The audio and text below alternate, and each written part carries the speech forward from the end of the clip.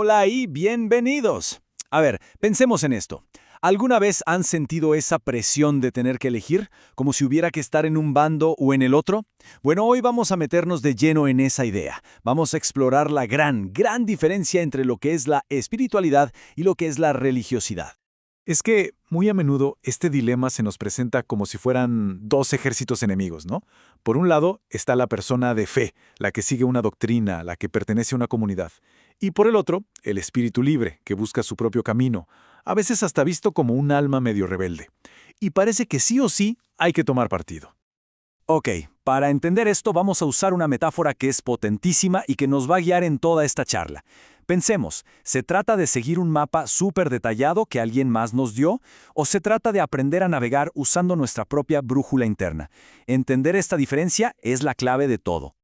Aquí está nuestra hoja de ruta para hoy. Primero, vamos a ver por qué sentimos que es una elección forzada. Luego, con una historia personal, vamos a ver cómo es ese viaje de soltar el mapa para empezar a usar la brújula. Después, desglosamos 3 diferencias fundamentales y al final vemos cómo construir un puente hacia lo auténtico. Bueno, dejemos lo abstracto y vamos a algo bien concreto con una historia, porque para entender de verdad esta tensión entre seguir las reglas y escuchar el corazón, nada mejor que un viaje personal que lo ilustra a la perfección. Imaginen crecer en un entorno donde la religión lo es todo. Uno sigue las reglas, defiende los textos sagrados, vamos, se es un buen seguidor. Pero por dentro, de a poquito, empiezan a nacer preguntas.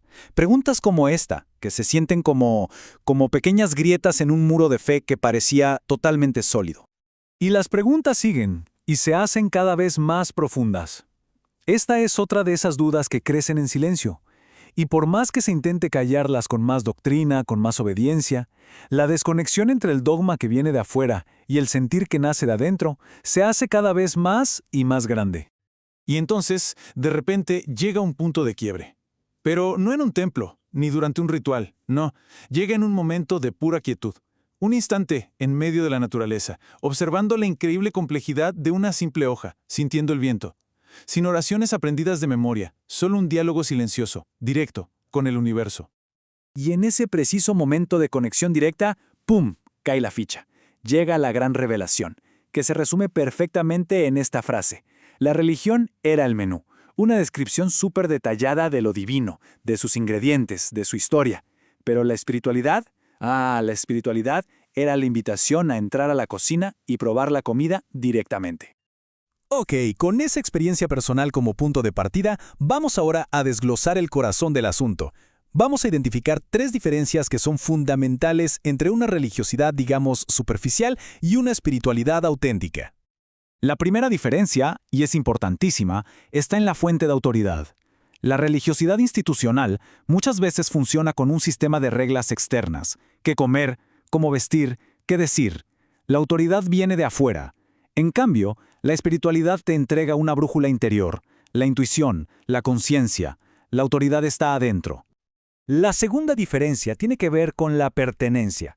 A ver, una función clave de la religión es crear un nosotros, una tribu, y eso, inevitablemente, crea un ellos. Esto puede generar división. La espiritualidad, por otro lado, busca justo lo contrario: borrar esas líneas, fomentar una conexión con el todo, reconociendo que hay una chispa divina en cada ser. Y aquí llegamos al punto crucial. ¿Qué nos mueve? ¿Cuál es la motivación? Muchos sistemas religiosos basan la obediencia en el miedo al castigo. Es una moralidad de pórtate bien para evitar que te pase algo malo. La espiritualidad propone un motor totalmente diferente: el amor. Las acciones nacen de entender que todos estamos conectados. Dañar a otro, en el fondo, es dañarse a uno mismo.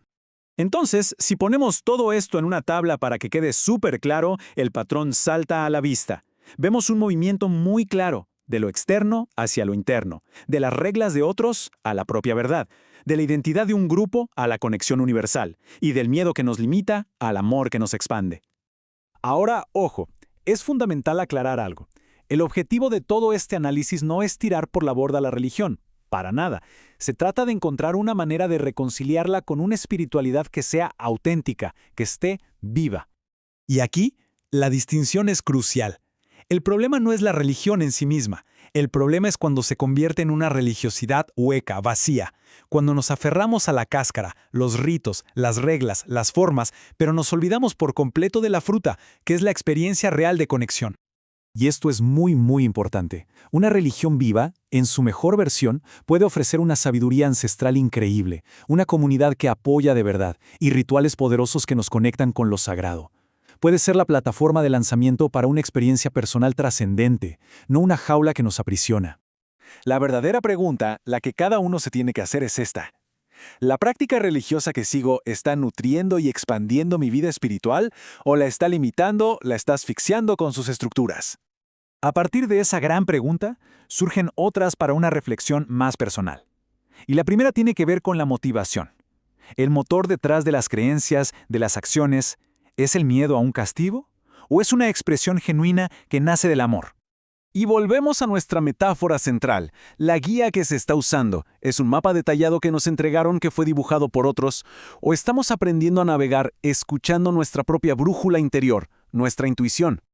Y finalmente, una pregunta sobre el impacto que tenemos en el mundo. La propia fe. ¿Sirve para crear divisiones? ¿Para definir un nosotros y un ellos?